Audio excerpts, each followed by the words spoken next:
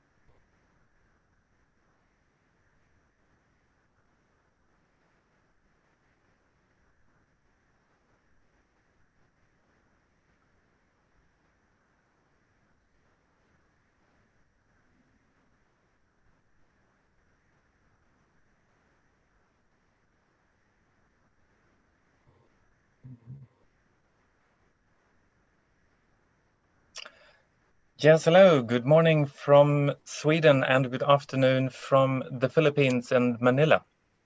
My name is Tobias Holfelt and the founder of MB Market Makers, and it's an LGBT communication and PR company. And we are here in a fantastic partnership with the Swedish Embassy in Manila and the PFIP, the Philippine Financial Interindustry Pride. And we're really happy to have been able to invite you to this online forum today. As many other things, the initial idea was, of course, to have a physical conference, but at least the technology nowadays allows us to meet and be together in this way instead. Someday, though, I hope that we really will be able to meet face to face as well, because it's always nicer to actually meet. The aim of today would be to show some of the economic benefits with LGBT and LGBT inclusion. We will start with welcome remarks from the Swedish ambassador, Harald Fries, and then we will have two rather short keynote presentations. And then we also have a panel with fantastic and distinguished representatives from various companies sharing their experiences. We will also at the end have a Q&A, or you can also ask Q&A, I think, during the whole conversation, and they will be answered later on. There is a chat field that you can fill in. But right now, I will start by handing over the word to the Swedish ambassador in the Philippines, Mr. Harald Fries. Thank you very much, Toby, and good afternoon to all of you. I'm delighted to welcome you all to this online discussion on the economic benefits of LGBT plus inclusion. It's great to see that so many have joined us, and I see that more and more participants are coming in. Well, it's an honor for me and the Embassy of Sweden in Manila to host this event as an effort to promote equality. We held a similar event during the Pride Month last June. And this time we have a particular focus on the business sense of LGBT plus inclusion. And many thanks to our partners MB Market Makers and the Philippine Financial and Inter-Industry Pride for making this happen. I also thank our guest speakers for being with us today to share their valuable insights. They have extensive experience of championing diversity and inclusion in their companies. So I'm sure that this will be a very informative and inspiring session. Sweden has a feminist foreign policy. This means that the Swedish Foreign Service actively advocates and supports gender equality all over the world. Pushing for equal rights and opportunities for LGBT plus people is an important part of our advocacy. we call attention to the responsibility of all states to respect, protect, and fulfill everyone's human rights without discrimination. There's a long way to go. For instance, it's appalling that to date, 70 countries continue to criminalize homosexuality. The COVID-19 pandemic is forcing many businesses to re-strategize and make difficult decisions that affect their employees. Those most negatively impacted are individuals who already face discrimination in gaining access to employment and within the workplace. And there are worrying signs that discrimination of LGBT plus people is worsened during the pandemic. We must insist on that no employee is discriminated on the basis of, for example, sexual orientation, gender identity, or gender expression. And we need to demonstrate that implementing an inclusive HR policy is good business. I now look forward to our discussion on how the private sector can advance and benefit from equal rights for LGBT plus people. Thank you very much, and over to you, Toby.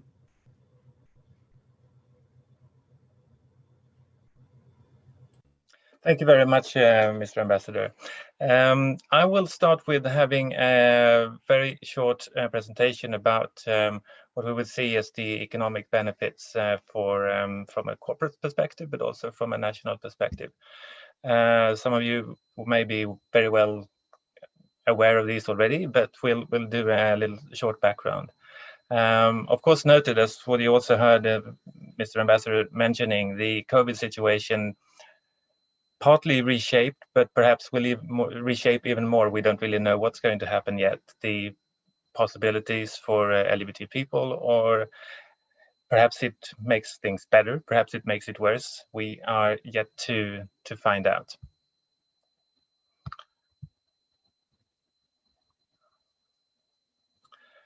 Now, as I mentioned, I work for a company called MB Market Makers, and we do business strategy and LGBT marketing. So the economic potential for LGBT inclusion comes from various different parts, you could say. You can have from an HR perspective, innovation, supply chain or value chain, or marketing, sales, and even up to stock performance. And you can also add in the part of the national and macro segment that you can actually calculate the importance of from an LGBT inclusion perspective. Of course, from an HR perspective, it's the most obvious one. There is a significant correlation between productivity and retention, for example, and you can also certainly see a very strong connection to the ability to acquire new talents to your company. And one thing that is sometimes often overlooked is the connection between marketing, communication, and HR initiatives, in the sense that without a proper HR and internal process, it is really, really hard, if not impossible, to do a credible marketing and communication let's say effort in order to market your product or company towards the LGBT community. So it is vital that there is communication between the HR and the marketing departments in order to be successful in this sphere. Now, innovation, I'm sure that we have the next speaker, Tony, that will mention how innovation can be enhanced in a company that really do focus on diversity and inclusion. The inclusion really drives the innovation in a company, provided it is met and done in a good way, for example, within safe spaces, and to encourage the diversity of ideas within the company, especially in all kinds of companies. Every company, of course, has a need of innovation, especially now in our competitive world that we're in. Supply chain development, and as that, for example, as a part of the supply diversity initiatives that you can find in various parts of the world, that also promotes innovation, because you get new people, ideas, and companies into your first and second tier supply chain. It will, of course, also make your company be able to buy and purchase goods and services at a better cost. And you get more access and insights into new ideas in the market. What is new? What's coming? How can we, from our business, be able to take advantage of all new technology and ideas that's coming out in the market from small suppliers? And not least, in order to diversify, or as a result of diversifying your supply chain, you would also showcase a commitment, a communication and commitment from your company towards the LGBT community and the LGBT business community, apart from, of course, creating jobs, and also improve the potential and the development of minority-owned businesses that might not otherwise be able to reach the market. And of course, direct sales. So to say, assessed and probable market value, so to say, of net purchase value of the LGBT consumers. And in the US, for example, it's over $1 trillion a year, which is more or less the same as it is in China now. And it's, of course, a huge market for private consumers. As a comparison, Sweden then would be about 25 billion, and the Philippines more than double that of the Swedish market when it comes to LGBT purchase power. And this is, of course, something that should be interesting for more or less any company that sells products and services.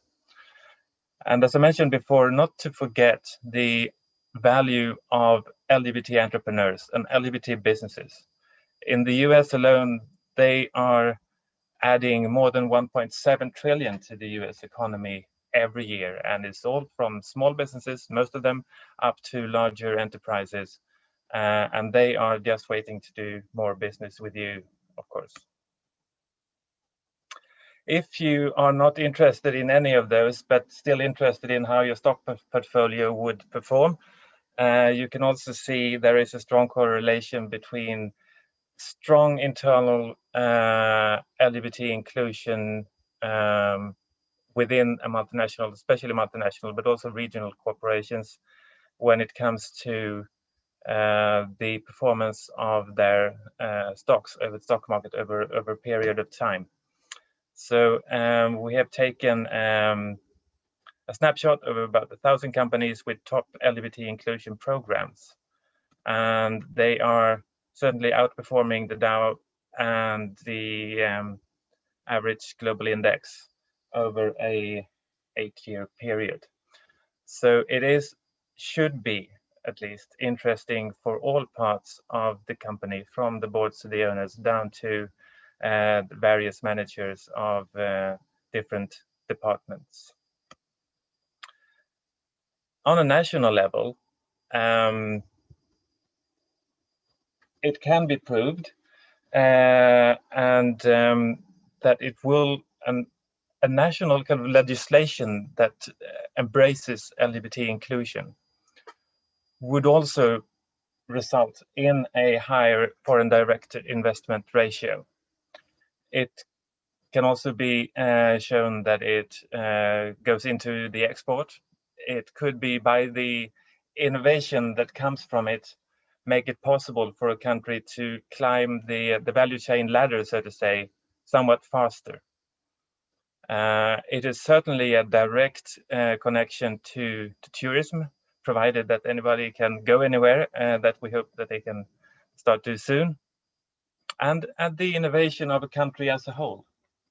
And not to mention, of course, the potential for relocation for regional headquarters or global headquarters to countries where they feel that their staff and managers can feel safe and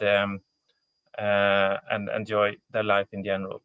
So there are plenty of things and many ways to find and show the economic potential of the LGBT inclusion.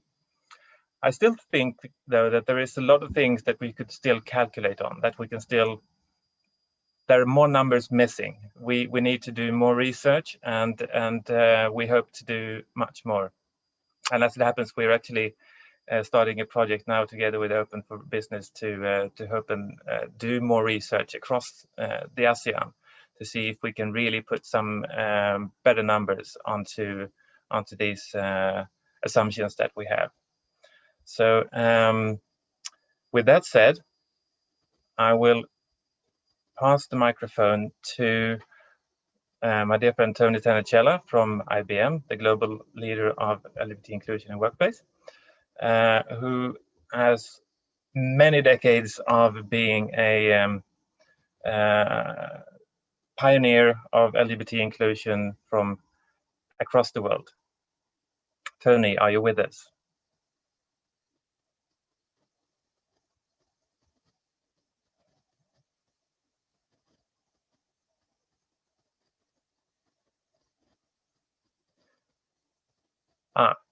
Was he cut off? Or is he on here somewhere?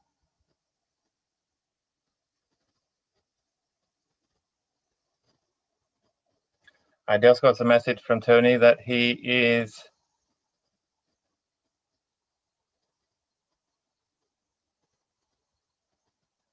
Oh, okay. So Tony Tenicela from IBM had a fire alarm going on in his office apartment, and he had to evacuate the building.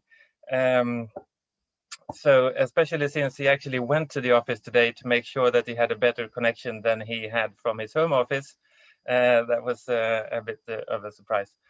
So perhaps then we should hope that he can get in soon and start with our panel directly instead. Would that be a good idea? Okay. So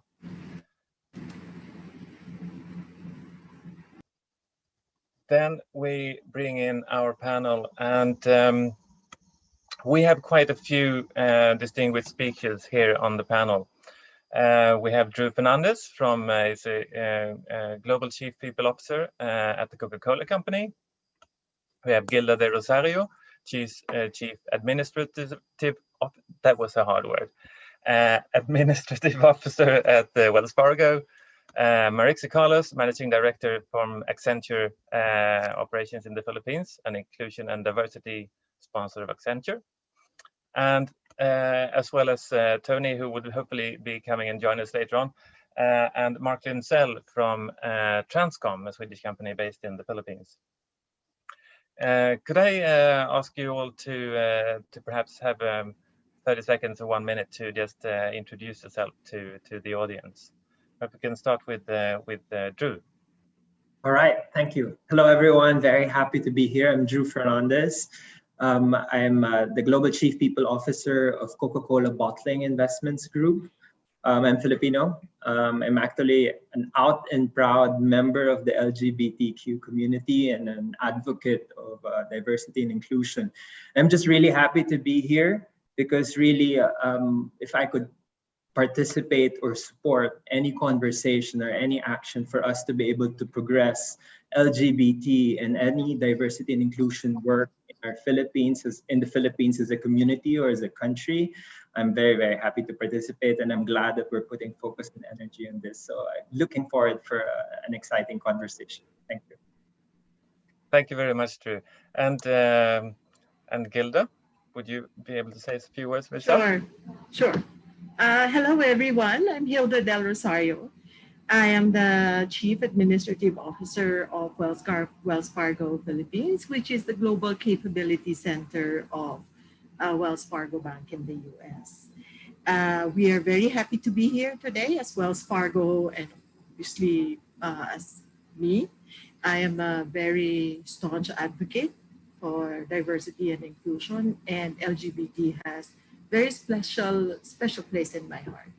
So I'm glad to be here and looking forward to a really good session this afternoon. Thank you. Thank you. And then I hand over to Marixie Carlos from Accenture. Hi, everyone. Happy to be here. Marixie Carlos. I am a managing director at Accenture Operations.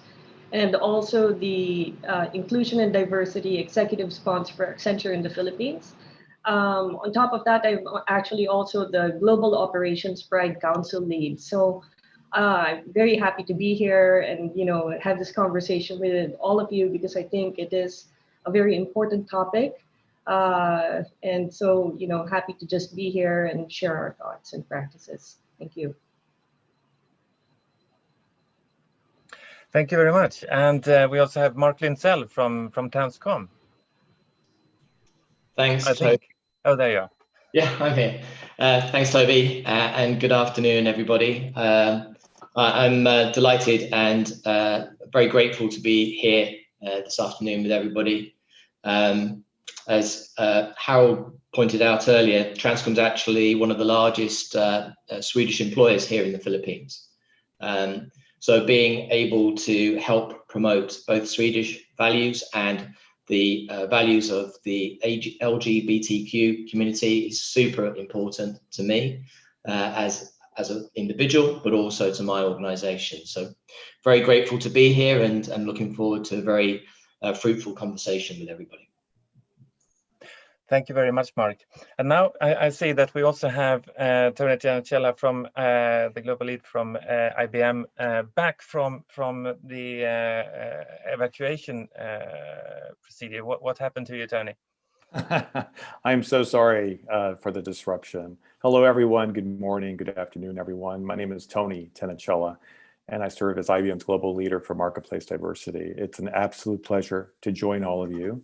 And we're looking forward to, we're very much looking forward to this conversation on how to advance collectively the business case for LGBT inclusion in the Philippines. I'm based in New York, but I'm currently now in Nice, France, where I've been here since the pandemic started.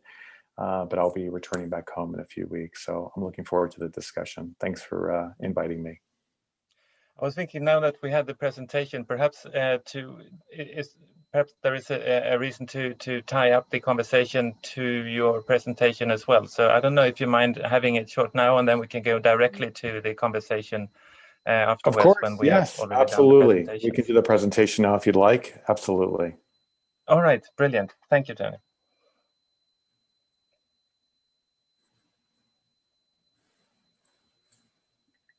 All right, perfect. All right, so I was just looking at the slides. So Athena, if you could help me change the slides, that would be wonderful. First of all, thank you so much to all of you for attending today's session. I'm hoping that all of you are safe and healthy during this unique time frame. It's been a very difficult time for all of us, as we know. Diversity and inclusion are my passion. They've been a large part of who I am. IBM's 109 rich history in diversity and inclusion is something that makes me very proud. And it's one of the main reasons why about 25 years ago, I joined IBM. So it's really very important to me in order to apply my personal journey as an openly gay man and sharing IBM's rich history and how helping companies understand, value, and harness the power of diversity and inclusion as a business imperative. For today's session, I wanted to discuss the business case for diversity and inclusion, as Toby mentioned, and present a very short overview of why diversity and inclusion is so important and how our company, that is 350,000 employees operating in 170 markets, how we all come together in order to advance the business case for LGBT inclusion. So let's start with the first case, with the first slide, Athena, if you don't mind changing it over, please. Terrific. So at IBM and other companies, diversity and inclusion is not considered solely an HR program, but rather an integral component of our business strategy. Several ongoing market research studies have now captured data on the compelling business case for both gender diversity, ethnic cultural diversity, as well as LGBT inclusion. And the case has strengthened over the years. The most diverse companies now are more likely than ever to outperform less diverse peers on profitability, employee engagement, as well as greater market share. For example, as you can see on the slide, McKinsey's latest report on why diversity matters shows not only the business case remains robust, but also that the relationship between diversity on executive teams and then the likelihood of financial outperformance has strengthened over time. So these findings that are emerging from the data were all collected over in 15 countries and also from more than 1,000 large companies. So this is a significant study with a lot of very good findings. The analysis finds that also that companies in the top quartile for gender diversity on executive teams were 14% higher to have been above average profitability than companies in the fourth quartile. So in the case of ethnic and cultural, the findings are also equally compelling. So the bottom line here, when you see all of these statistics on this one slide, is that the more committed we all are to promote and implement a culture of diversity, inclusion, and belonging, the more effective we are to attract and retain top talent, optimize the employee experience, and better serve our customers for greater business results. So Athena, if I can ask you to change to the next slide, please. Terrific.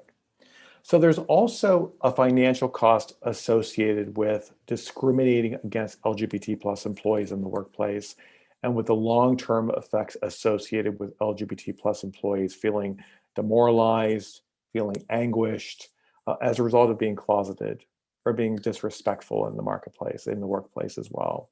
A significant amount of primary research on the effects of LGBT inclusion and discrimination on performance and retention has been conducted by several established LGBT community organizations around the world.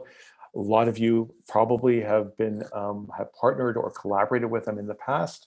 The Human Rights Campaign, the Williams Institute in the United States, Stonewall in the UK, Pride at Work in Canada, and Open for Business in Asia. The findings that are listed here are alarming, and personally, for me, very disturbing when I see them. But they're very informative for us. It's a good lesson learned for us to understand that it clearly demonstrates that the importance of proactively addressing discrimination and promoting a culture of respect, inclusion, belonging for all employees is essential for all workplaces in all parts of the world. Athena, let's turn to the next slide. I wanted to share with you the global viewpoint on diversity and inclusion, because it's been evolving over the years from solely focused on gender, ethnicity, compliance, to a more inclusive intersectional approach, which encompasses all aspects of an individual's background, experiences, identity. And this has been an ongoing journey for IBM. We're very proud to have been considered a global leader in diversity and inclusion. We actually released the very first equal opportunity policy letter back in 1953, which is about 10 years before the Civil Rights Act of the United States in 1964, which prohibited employee discrimination. So as you can imagine, our experience, our depth of knowledge in all aspects of diversity and inclusion has helped us along our journey to continually advance the business case and the way that we define diversity and inclusion. Today, what we're seeing is that there's a much more inclusive intersectional approach, which is really focused on the employee's identity. And there are reasons for that. These include attributes, for example, that are permanent or sometimes visible, right? So all of us have different attributes. Some dimensions that are acquired or change over the course of our lives, such as age, socioeconomic status, mental, physical wellness.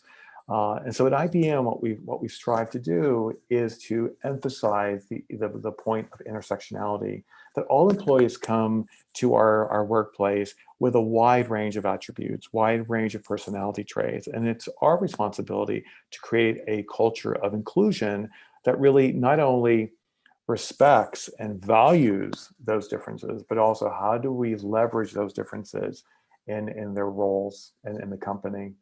The concept of inclusive leadership is also focused on building a working environment where employees feel respected, they feel valued, they feel inspired to think out of the box, challenge the status quo.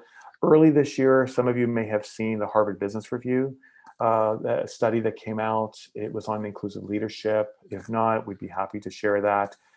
It really identified 6 specific traits that characterize inclusive leaders. And there were 6 that are listed on this chart. Visible commitment to diversity, humility, awareness of bias, curiosity about others, cultural intelligence, and then also effective collaboration. So in the workplace, we say that inclusive leaders are people-oriented. They're great listeners. They're able to tap into the talents and motivations of their teams, but they're also patient. They're also understanding. They're committed to developing a culture of inclusion, and they're genuinely interested in their employees.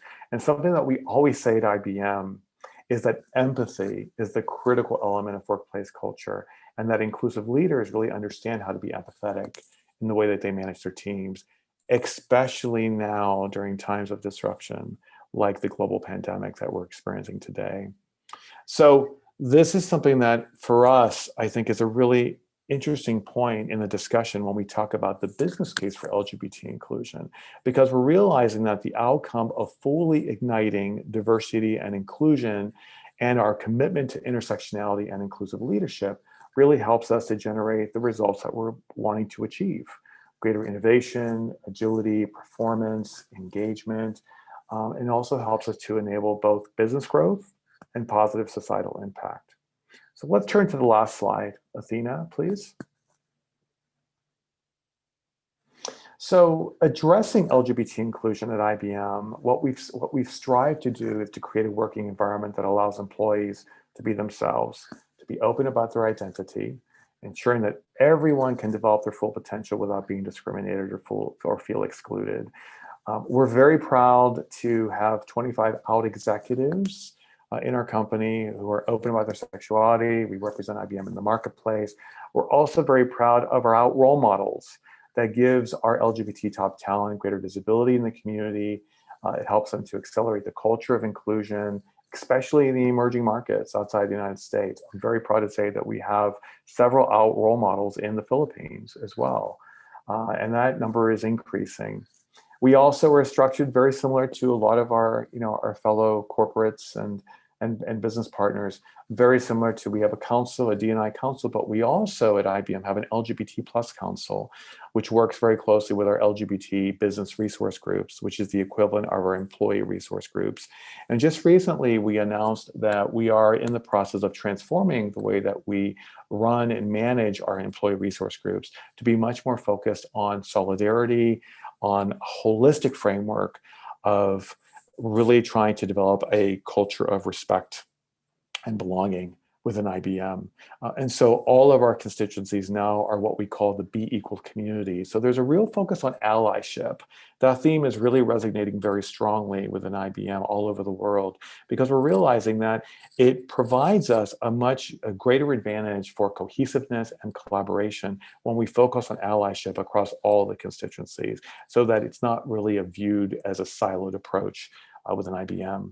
So I'm going to stop there. Many best practices that we'll share, but we'll definitely, I'm sure, I'll present a few more during our panel discussions. But I want to thank all of you for, again, to the ambassador, to the Swedish Embassy, to Toby, for inviting IBM to this session. Thank you.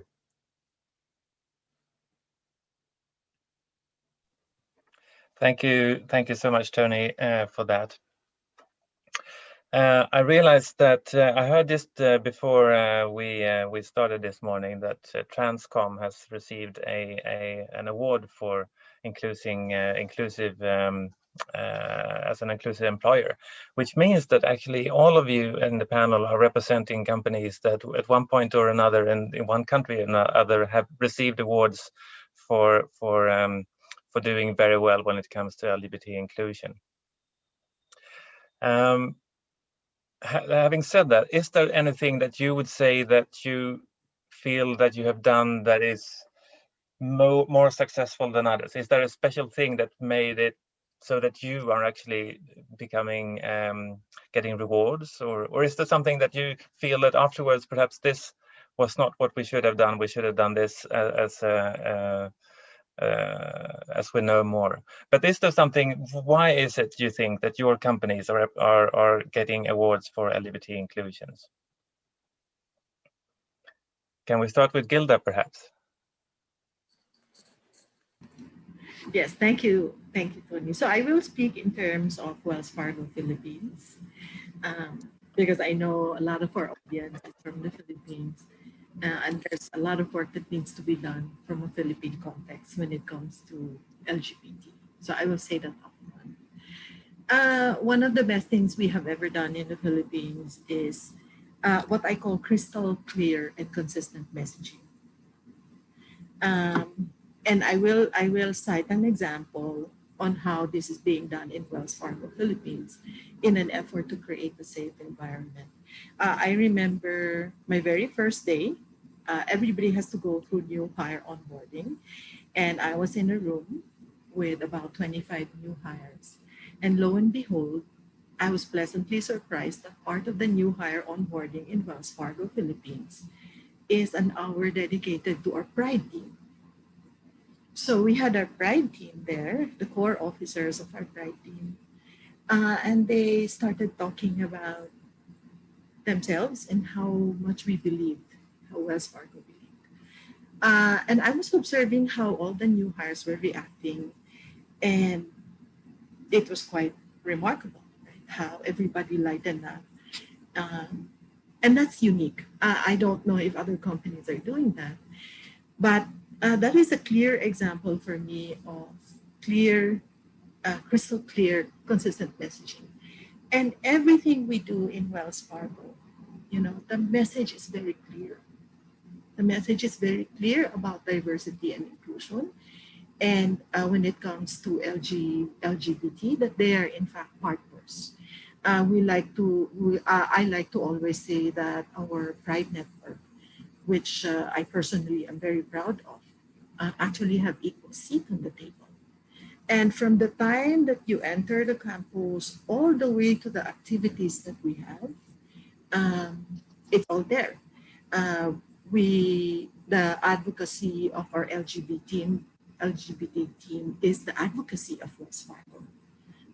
And so we've done that very well, I think, in the Philippines, in sending out a message to the entire organization that we not just support LGBT, but we actually advocate. And that has done very well. I think that was one of the best things we ever did in the Philippine setting. Thank you very much. Can leave it to Marixa, perhaps from Accenture, or if there's any other panelists that would like to answer, just raise your hand and we'll get you on there. All right, thanks, Toby. Yeah, I mean, at Accenture, inclusion and diversity is a major focus. And that's across multiple pillars. It's not just LGBT, it's also women. We strive for equality. We set targets and we set timelines to meet those targets, and also our persons with disabilities. So the key thing here, it's not just about meeting the numbers, but it's making sure that each and every employee for us feels that they belong. Because, to Tony's point, when they feel they belong, they bring their best selves to work, right? And then they drive growth and innovation, all this very creative thinking, and it just makes the entire project team and our company stronger. I'd want to cite a few things that I'm quite proud of that we've done. And this is around parental leave benefits. So back in 2018, I think it was December, we rolled out our expanded parental leave benefits package. And this includes life partner benefits, 30 days of leave for live birth, as well as for adoption. So, when you have life partners and they may be adopting a child, you can take a leave for that as well. And then we also have our secondary caregiver leave benefits, which we roll out because we understand that, there is a legal issue on recognition, but then as a company, we can do this, right? So I'm quite proud that we've kind of pushed the envelope, taken the next step in order to provide these benefits for our LGBT employees. We also provide training. So we have global training. It's LGBT Leaders Learning Program. And we send people across so they can meet other LGBT leaders and learn from them. And we've got an active mentoring program as well. Thank you very much. I see both Mark and Drew are waving here. So should we start with Mark, perhaps? Drew, you first, please. Oh, Oh, yes. okay. Well, thank you. Yes, thank you. In Coca-Cola has been known as a leader also in inclusion and diversity for many years after being in the country for quite a long time. And in fact, actually, we've done a lot of significant work in protecting our associates from discrimination. And in fact, we have scored 100% on Human Rights Campaign's Corporate Equality Index since 2006. Although that is true, if you zoom in into the Philippines, wherein we're 108 years already in the country, we are a bit behind. And in fact, actually 2 years ago, the biggest breakthrough is simply accepting the fact or the reality that we're not doing good enough. And I think the first thing that we have done, and I'm very proud of this, is to actually partner with the best in the Philippines. And I'm glad that Wina, Chris, and the entire PFIP has been there to truly support us and really make sure that we make significant advances in the things in the areas of LGBT and also diversity inclusion in the Philippines. And in fact, actually, it was really the speed was of the essence. In fact, in a short period of time, we didn't really need big business cases, but initially we just launched inclusive benefits immediately without going through a huge conversation with our senior leaders and stakeholders in the Philippines. And for me, that was a big message, a symbolic message also to our people in Coca-Cola that, we do the right thing. It doesn't have to have a clear ROI in terms of business terms, right? And I thought that was really, really interesting. But I would like to actually zoom in into what's happening today with the pandemic. And I think we've seen with COVID-19, I think it becomes very, very clear that it's the responsibility of the company or companies like us to really take care of our people's safety and well-being. And we've done a lot of work in doing that, especially not just protecting everyone's health and safety, but also their mental well-being. And what we're realizing also during this time is that the marginalized, especially the LGBTQ community, are actually experiencing the pain. And in fact, you can talk about access to healthcare. They had problems already before, and more so, I think, during the pandemic. And what we're realizing as we move from crisis to the new normal, this is really a leadership crisis. And this is a wonderful opportunity for each and every one of us, for every leader in the company, to really take responsibility for every person or every human being in every organization. And I think that's the very clear message that we were trying to convey in Coca-Cola as we launched what we call our Life at Coke Employee Experience Wheel. We're essentially, going out of diversity and inclusion. It's essentially celebrating that every associate at Coke is a human being who has needs, aspirations, desires, and we need to celebrate that, and we need to look after that. And we've actually identified 6 pillars under the Life at Coke employee experience wheel. But the most important message is that Life at Coke, or this entire celebration that everyone's a human being, is actually everyone's responsibility. And just to kind of articulate or narrate how we have done this well is that we have really ceded the responsibility to our leaders through a pay it forward program, wherein we've actually created a program with key messages on what type of leaders we need in the future. And we've cascaded it across the organization. So if you get trained, you're essentially required to train 20 more people. It's like a pay it forward movement that we've created. And can you imagine, in a matter of 4 to 6 weeks, we've actually certified 2,200 leaders at zero cost. And you see the massive excitement from everyone participating, because it's really, this entire idea revolves around the concept of responsibility and the concept of generosity, that you are also looking after not just yourself, but also other people. And if you put all of this together, I think we're able to create a better company or a better organization, but at the same time also contributing positively to the overall community. Thank you. Thank you very much, Drew. Now Mark from Transcom. Thanks, Toby. Maybe I've got a different slant on this, but you know, in terms of my reflections on the journey that we've been on, I would say that actually progress has been slow, and quite frankly, collectively, there's more that we all need to do. I think it's quite sad in my mind that in 2020 we're actually having to have even this conversation. What to me should be an inalienable right of equality and inclusion should not be something we have to debate. And I feel personally that you know, as a leader in any organization, we have to stand up for these things. But unfortunately, here in the Philippines, particularly, we probably have to stand up a lot more, and we need to shout a lot louder.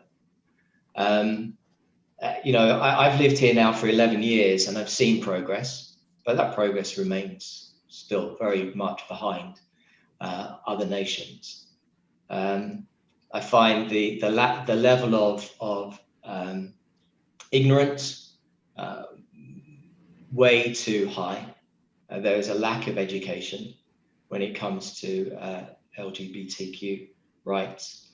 And I think collectively we've got to find a way to break through this. I wholeheartedly sort of support everything that Drew just sort of described as well. I mean, I found particularly through the last 7 or 8 months that folks within our organization, particularly from the LGBTQ community, have really suffered from a mental health perspective.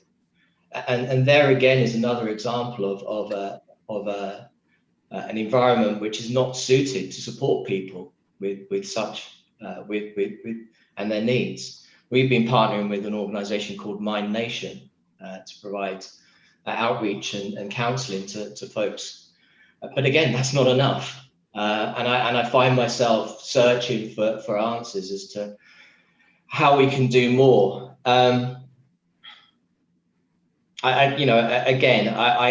To me, this is more than numbers and patting ourselves on the back in terms of what we've done.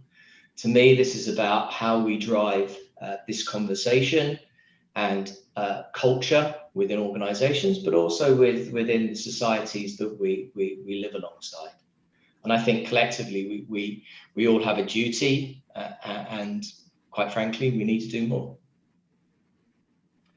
Thank you very much. I was wondering if we pick up on that track that both you and Drew mentioned, the big disruptor that we have faced this year, and then perhaps also move on to a bit of what we can do in the future, which is still unknown to us.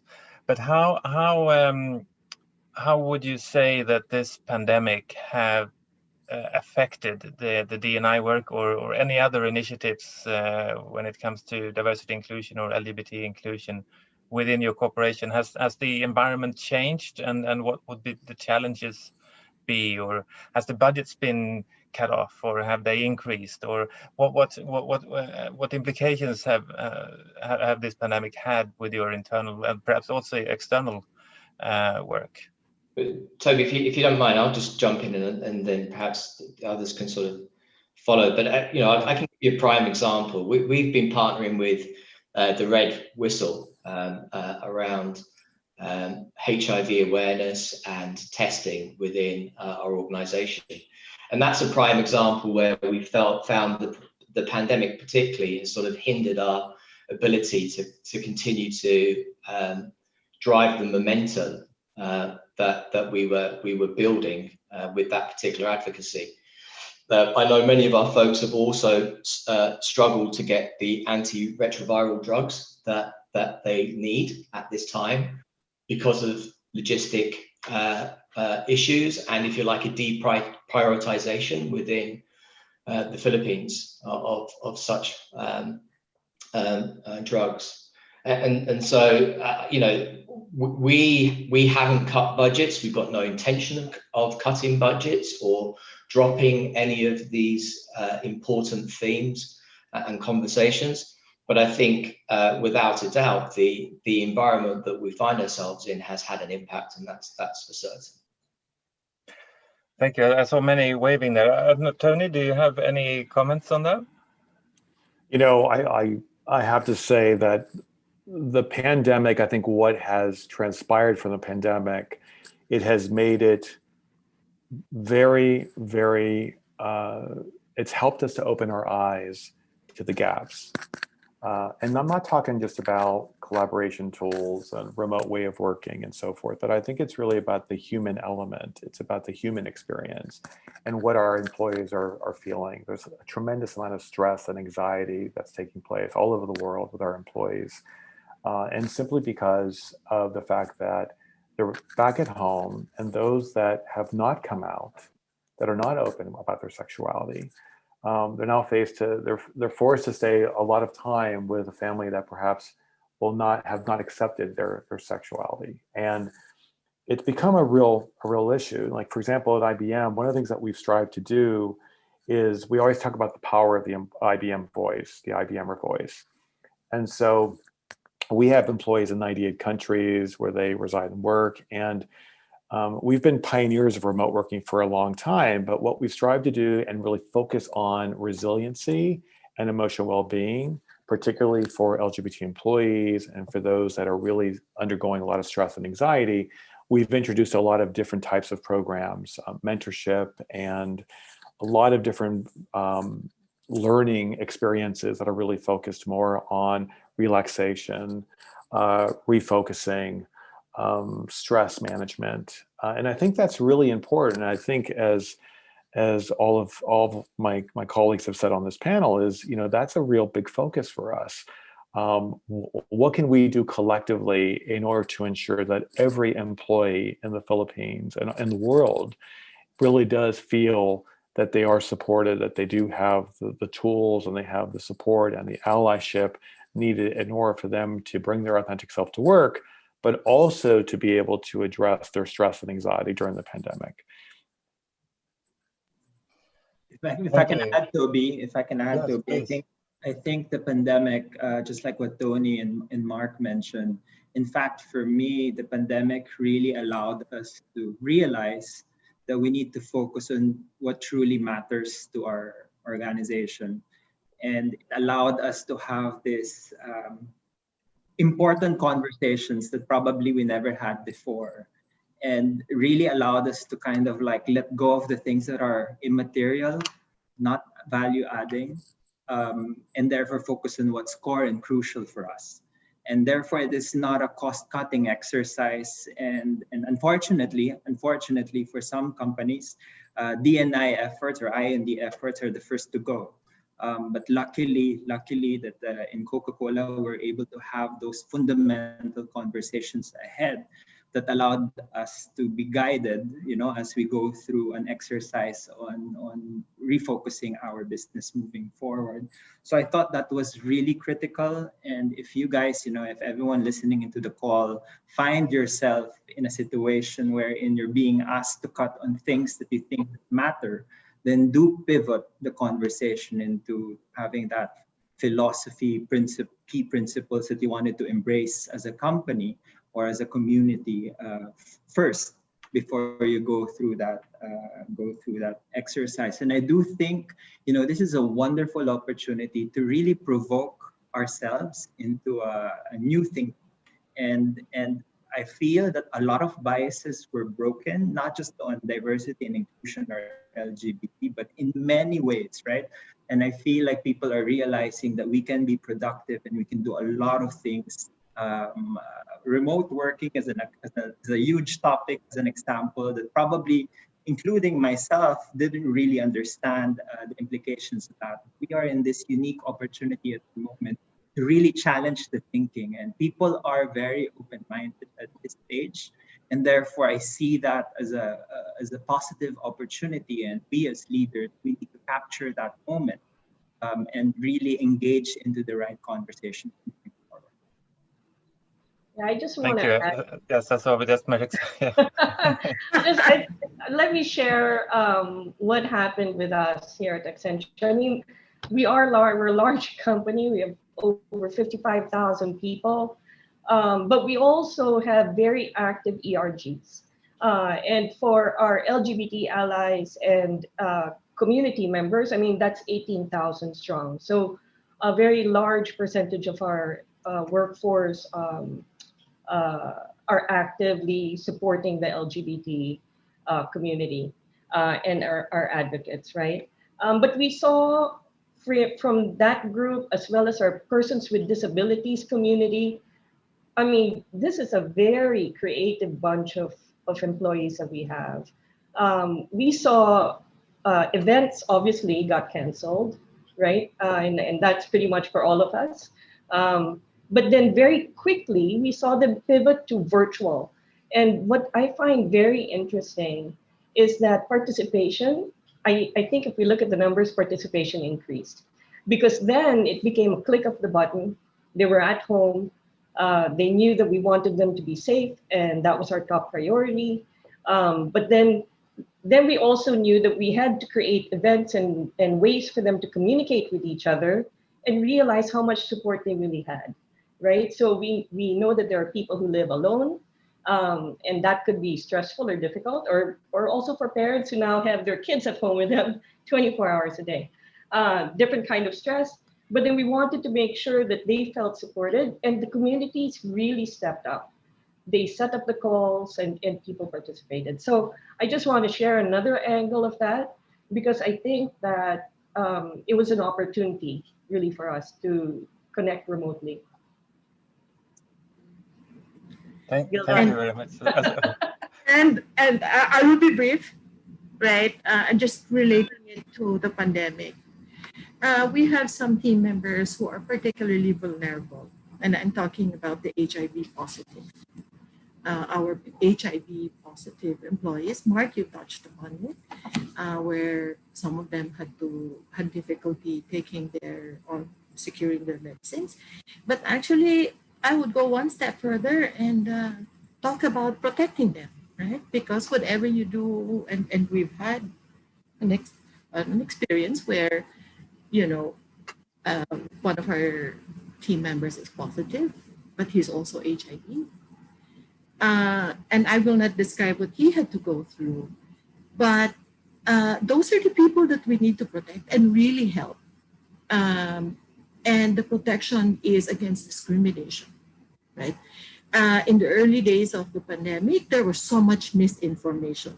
There was so much misinformation going around Metro Manila. And I think that's where, as we continue, and the pandemic is not going to go away, that is where we need to actually step forward and help our team members or our employees who actually face some kind of discrimination because they're COVID positive and they're HIV positive as well. So I wanted to share that those are the people we really need to take care of. Just talking about LGBT, because they will suffer discrimination. Hospitals. Yeah. But going from this situation here, perhaps the future is somewhat more uncertain. That although to be quite true, the future has always been uncertain in all times.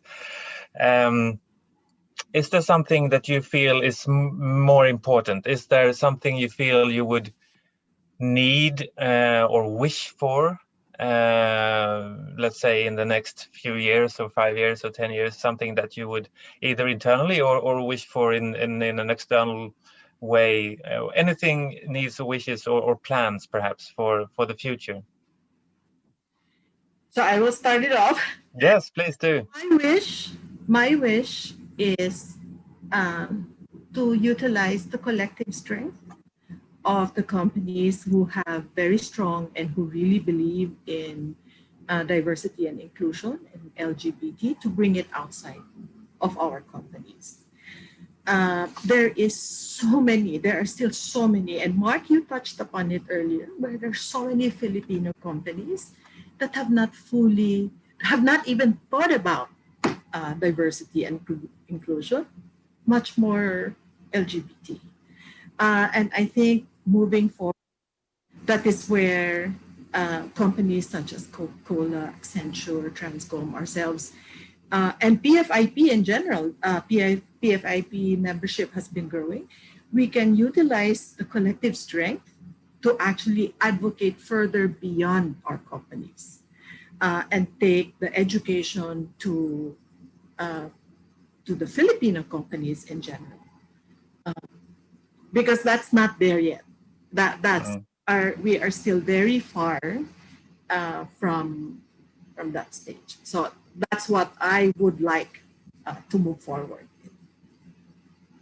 And let me add to your comment, Hilda, because I think I don't know how many people have access to the Open for Business city rankings.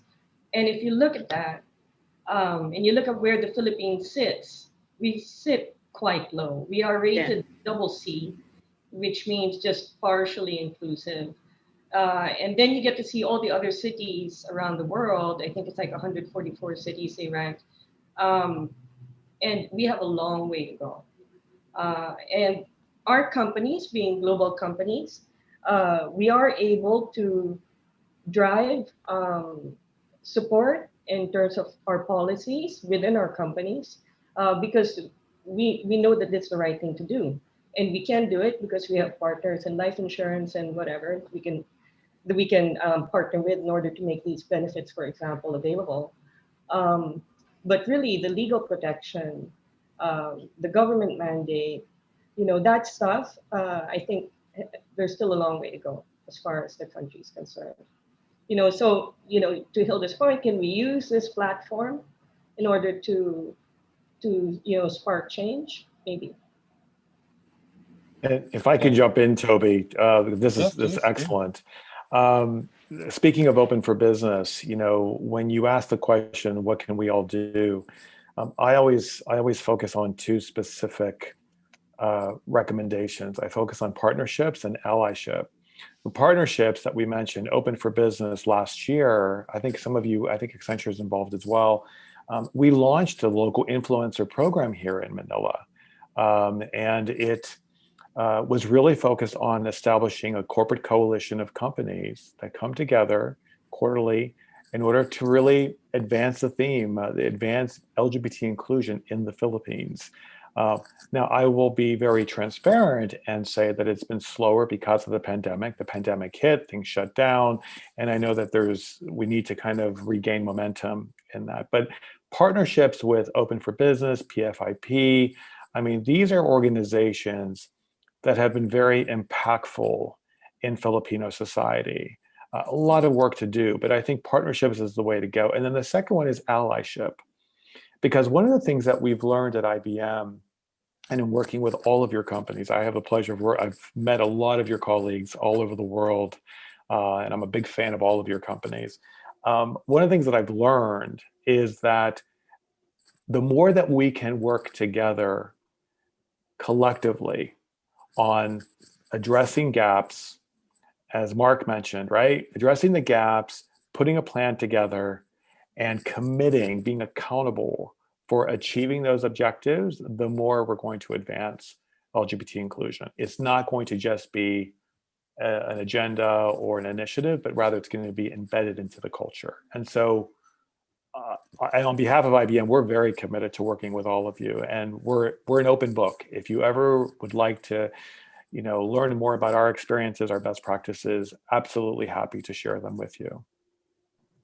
Yeah, maybe to add to what Tony said, I think we really need to take advantage of this crisis so that we could truly articulate the sense of urgency and the business case of inclusion and diversity. And I think this is also a wonderful opportunity for us to redefine what leadership means for us, both as a company, but also as a nation. And these are the things that we expect for a future modern leader of the Philippines, as an example. I think we also need to focus on employee experience, like what I said earlier. At the end of the day, this is our circle of influence. And if we can keep people safe, protect their mental and physical well-being, at least in the four corners of your building, right? That's a good starting point already. I think the other big piece that I think that we can work on together is analytics, because I feel as we work on, especially workplace analytics, it's something that could help really solidify the business case in the sense of urgency that I was saying earlier, but will also lead into changes in both policies and legislation that we really need. And I think this is where the partnership from the companies, the organizations, and also the government for us to be able to make those significant changes. And I do feel if we're going to make these changes, we need to always keep in mind some design principles. The first one for me is simplicity. There's so much noise, so much politics, so much drama that I think we need to kind of weed that out. And sometimes we realize the problem is as simple, it's not as complex as we think. And therefore we need to embrace simplicity. The second one is speed. Every minute we waste, every hour we waste, someone is suffering, and we need to keep that in mind. And finally, we need to always remember it's human-centric. It's not about LGBT, female, male, etc. It's all about, you know, us being a human being. And I think one word of advice, since I'm here already and there's a lot of people in the call, you know, I mean, it starts with each one of us. And, you know, as an LGBT myself, you know, I get a lot of sensitive questions, and a lot of people also not asking sensitive questions because they don't know how to engage. And I think the only message that I have is to educate yourself. And, you know, although it is okay to ask people questions, it is not their responsibility to educate you. And therefore, take some time to research, take some time to understand and better yourself. So we together, you know, and Mark was saying this, there's so much ignorance happening in the Philippines, unfortunately. And I think the only way for us to address that, if each one of us and collectively, we try to educate ourselves. Yeah, thank you. Thank you very much. Mark, have you anything to add on this? Well, I think really only in terms of the theme around, you know, inclusive leadership. And for me, one of the sort of key pillars for that is a high level of emotional intelligence. And that's something that I've been very sort of proactive in installing in our organization over the last 3.5 years. And I you know, I'm a firm believer that by setting out the sort of key attributes of leadership and setting a high bar of emotional intelligence, you start to drive a very different culture within an organization. And, you know, Tony referenced it in his presentation around the need for leaders to have empathy. These are critical components for any organization, as far as I'm concerned. And you know, there are no silver bullets when it comes to progressing the rights of the LGBTQ community. But I do feel that the higher the emotional intelligence of leadership, the more inclusive and clearer the attributes of leadership within organizations, I do feel that actually the more progress will be made, and at a faster pace than previously was the case. You know, I often use the sort of example that nobody remembers a leader that's great at Excel or PowerPoint. Nobody does. But people will remember a leader that actually took time out to listen, to understand, to learn. People will remember those leaders, and I think that to me is a really important sort of part of, if you like, developing the right culture within organizations. And I think the more we collectively sort of align to these values, actually, the more the rights of minorities and LGBTQ community will start to progress. I firmly believe it. I've seen it. I more than believe it. So, yeah. Thank you very much for that. We have about 1 minute left. Is there someone who would like to have a very final remark from our panel?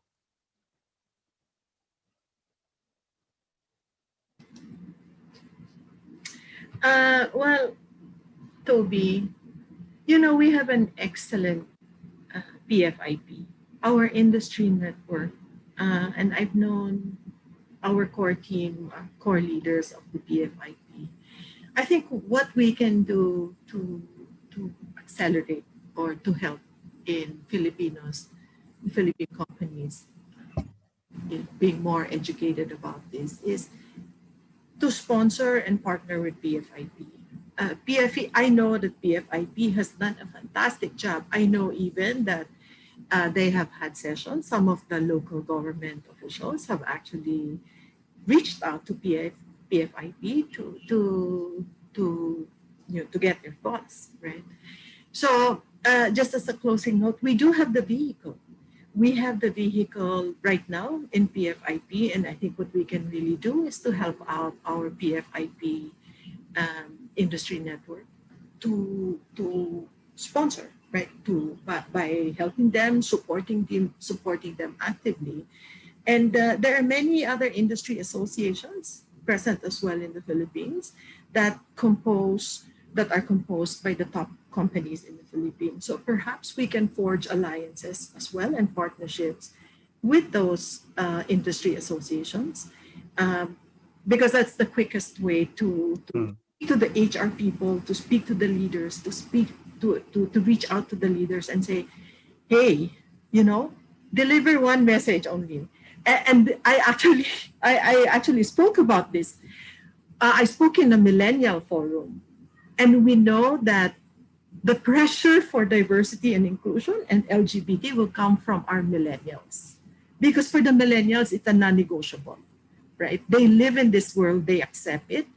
And so with us partnering with the leaders and our millennials, because 90% of the workforce now is mostly millennials, I think we can accelerate the development of diversity and inclusion in the companies, in the Philippine companies, right? So there is a way, there is a little bit, there's a light at the end of the tunnel because we already have a strong industry network, a pride network in the Philippines.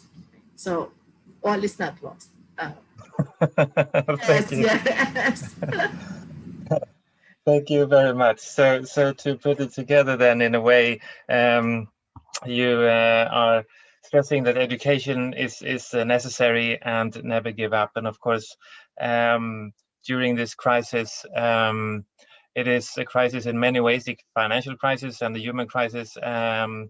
But in crisis, there is leadership that can be that should be taken up, and leadership is demanded. It's not just a challenge. It's a potential for leaders to take over and really drive these issues forward from now, and to create partnerships and working together, so stronger together into the future. And if that doesn't work, we use the millennials, right? Okay, well that's really good. But we will also hand over to PFIP for a final note very shortly. Before I do, I would like to say thank you so much to everybody, to the Swedish Embassy for their help, for PFIP for their partnership, and of course to our fantastic panelists, Drew Fernandez from Coca-Cola, Mark Lyndsell from Transcom, Gilda de Rosario from Wells Fargo, Marix Carlos from Accenture, and Tony Tenicela from IBM. So thank you very much to all of you for participating in this event here today. And with that, I also leave over to Weena Kid from PFIP for some final remarks.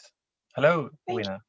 Hi, everyone. Apologies for my voice, but I'm going to make it quick because this has been a wonderful session. Pleasant afternoon, and His Excellency as well. Thank you for your presence today. At PFIP, we are often asked to share points on value to the business of inclusion to help strengthen corporate support for the respective LGBT, PRG, or ERG. And we heard from today from Drew, Gilda, Marixie, and Tony are more than pointers, but actual practices and positive impact to their respective businesses, workplace, and clients. Mark, also thank you for sharing from a Transcom perspective. and Toby for moderating a wonderful and meaningful session. I'd like to thank the organization who remained committed to their D&I programs despite the pandemic and took this as a non-negotiable.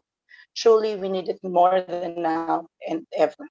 The work towards belongingness should not stop.